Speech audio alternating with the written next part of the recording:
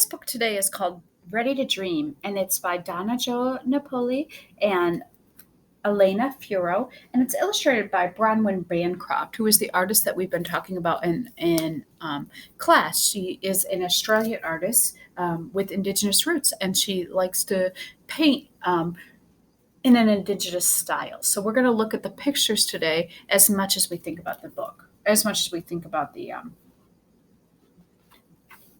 story too. Allie jumped along as they boarded the plane. Mama was taking her all the way to Australia. She held her backpack tight. Inside it, her crayons, colored pencils, paints, brushes, and lots of paper were tucked inside. The airplane ride took a day and a night. Allie drew the ocean and the clouds. Look at how Bronwyn Bancroft has drawn the ocean. So she put the waves in, but then look at all the little dots and details that she put inside of it. I love how she makes all these patterns. See the circle she drew and the dots and the little line dots and the tiny dots in the background. Some of the dots are big in the foreground, like close to us, and small as we get back. I think that's really beautiful. I love the stars up here over the plane too. Alice Springs, a town in the center of Australia, would be their home for a whole month. When they arrived, Allie told the taxi driver she was an artist. He pointed to an old woman on a bench and said she was an artist too. Can I go talk to her? Allie asked Mama. Sure, but don't be a bother, Mama said. Allie smiled at the woman. We flew here in a plane. Want to see? The woman looked at Allie's picture for a long time. I like the brown clouds. That was an accident, Allie said. The picture shook and messed it up. The woman reached down, scooped a handful of brown sand, and poured it into Allie's palm. When a storm blows sand into the sky, the earth dreams brown. Sand whirled in the air and burned Allie's eyes. Was she in a sandstorm? My name's Allie, she said. What's yours? Pauline. That week, Mama and Allie took a riverboat up north. Allie wanted to use brown sand instead of paint for color. All she found was gray mud, but the sunlight made her picture glisten. Look at how beautiful that sun is illustrated. Back in Alice Springs, Allie saw Pauline again. I saw fruit bats, Allie said, and dingoes and crocodiles. Pauline touched the corner of the page. Nice ragged edge. Allie wrinkled her nose. It got caught in the zipper of my backpack. Crocodiles dream strong. Their teeth chomp and tear. Maybe you should bite off the other 3 corners. Allie tapped her finger on the ripped corner. Ow! Did it nip her? The next week, Allie and Mama took a trip to the desert. Allie looked for something strong to paint on, as strong as crocodile teeth. Look at how beautiful the desert is here. When they returned, Allie found Pauline walking by the road. I saw galahs and bandicoots and kangaroos. She took a rock out of her pocket. That's a kangaroo. I painted on other rocks too, but they fell out of a hole in my backpack and bounced all the way down a ravine. They're lost. Down a ravine, Pauline said. That's good. Kangaroos dream free. Throw this furry one so she can hop free too. The rock seemed to jump in Allie's hand. She threw it high and watched it bounce away. Was that fur moving in the wind? The third week, Mama took Allie on a train ride south. This time, Allie chucked rocks and leaves and branches, and she gathered little furry bits of the eucalyptus bark. When Allie returned, Pauline was leaning against a wall looking over the desert. I saw fairy penguins and a duck-billed platypus and koalas. Look at my koala. Pauline petted the koala. No accidents this time? No, but my painting keeps curling. Pauline put her hands on Allie's cheeks. Koalas dream in warm balls in the crooks of trees. Let it curl up. Allie let go of the corners and the bark curled in her hand. Was her koala sleeping? As they drove east on the final trip of the summer, Allie looked for something warm to paint on. She ran to find Pauline when they got back. I saw wombats and possums and rainbow lorikeets. Look! See the lorikeet feathers? Crocodiles bite, kangaroos bounce, koalas curl. Every picture has a story to tell. Let the lorikeet dream its story. Allie closed her eyes. Her arms seemed to rise on their own as she circled the tree. Was she flying? The next day, Allie explored all on her own. She saw a thorny devil and ants and a goanna. She walked in a wide circle around a snake. Then she lay in the sand and looked up as the night stars came out. In the morning, she visited Pauline. I saw so many things. Did you paint them? No, but I can show you.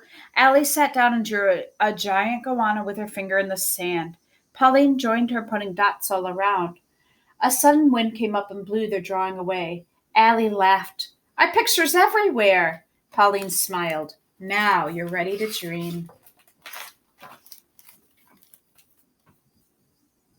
Now that we've read Ready to Dream, I thought it might be kind of fun to do a landscape. And I really like the ocean one that she did here, and so I thought it would be kind of fun to do a ocean landscape as well. There are lots of really beautiful landscapes in this book, right? We saw here the sun is coming up over the hills, and that's a really beautiful one. And we saw Allie and Pauline go to different places and look at some different landscapes, but I think we've been talking about some land landscapes. I thought it might be kind of fun to draw an ocean one. So we're going to use that as our inspiration for this drawing. And I want you to go ahead and grab a piece of paper and hold it horizontally, put it horizontally on your table. And we're going to start off like we do, just like we do when we have a land landscape. We always start off with a horizon line. So I'm going to go ahead and draw a nice horizon line. That's a horizontal line that goes across my page. And this will be where the land, normally it's where the land and the sky meet, but because we're doing an ocean one, it's going to be where the sky and the ocean meet. All right, so I think I'm going to work on some patterns in the water first. So I'm going to start by drawing a water pattern. So I'm going to come up, and then I'm going to have a little point. See how it looks like a little triangle right there? Can you see that triangle space? And then I'm going to have it curve back around.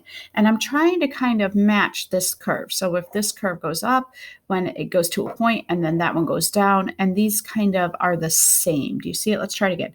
Bring it up and a point, like a little triangle, okay? And then bring it down, round, around, around, around, and try it again. Up and a little point, and around, around, around, up and a point, around, around, around. Let's do that one more time. Up, point, around like a C shape, up, point, around like a C shape, up, point, around like a C shape. And this sometimes takes a little practice, but so if you need to erase it and try it again, there's nothing wrong with that. Good artists are always thinking about things that work and things that they want to change a little bit, right? Okay, let's think about some other patterns we could put inside here. Maybe I'm just going to do kind of a bumpy line behind this one. Bump, bump, bump, bump. And I could do some swirls if I wanted to too. Maybe here I'm going to just do a swirls.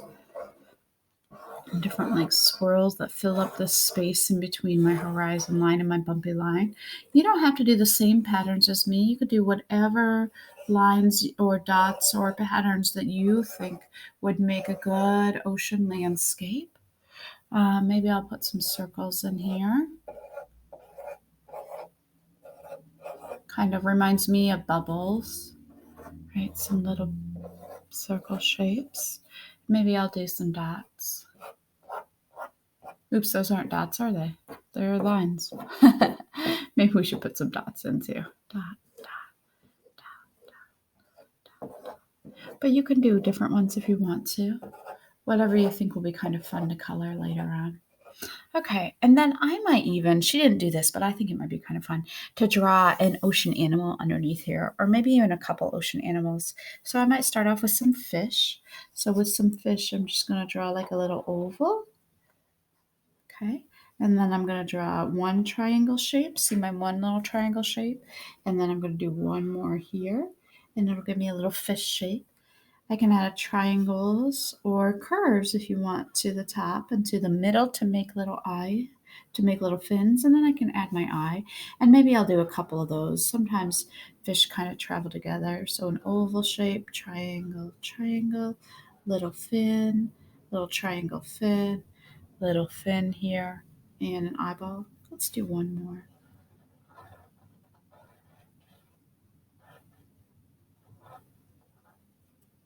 Oops, I forgot the fin.